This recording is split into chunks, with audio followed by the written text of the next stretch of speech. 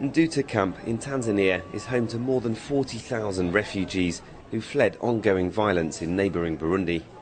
When we visited, we were only allowed to interview refugees who'd been screened by officials from the UN Refugee Agency.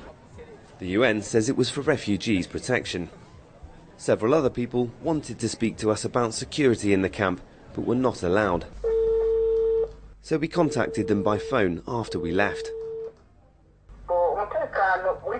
The camp is currently not safe. We live in fear of Burundian government militia, who are in the camp.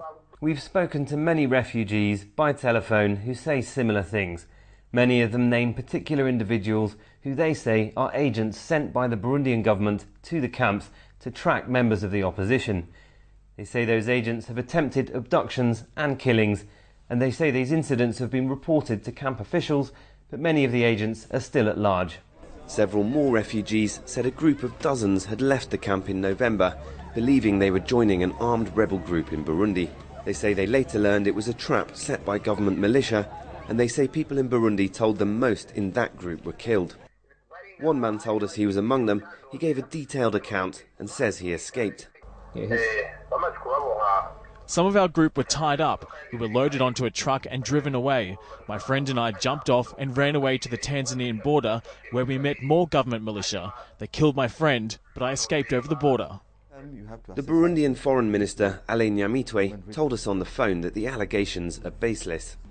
In the Tanzanian capital, Dar es Salaam, the UN said any of the refugees should have been allowed to speak to us, and that senior UN officials were not aware of these particular cases. Because if we had solid evidence, of course, it would be our duty to try to do something about it. But through the government, we are not responsible for actually security and safety. But screening the constant flow of new arrivals in the camp is not easy. Here, Tanzanian police search their baggage for weapons.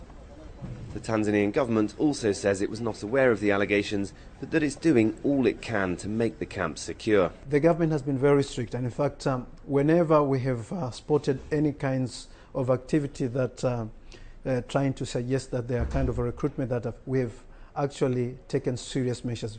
Only last week, some refugees were actually apprehended and they are taken before the courts and charged. Meanwhile, a leaked UN report accuses the Rwandan government of recruiting and training Burundian refugees to fight against the Burundian government from this refugee camp in neighbouring Rwanda. Rwanda denies it. Back in Tanzania, both the UN and the government say part of the problem is that they're desperately short of funding to deal with the Burundian refugees. And the refugees say they just want a place to be safe. Malcolm Webb, Al Jazeera, Tanzania.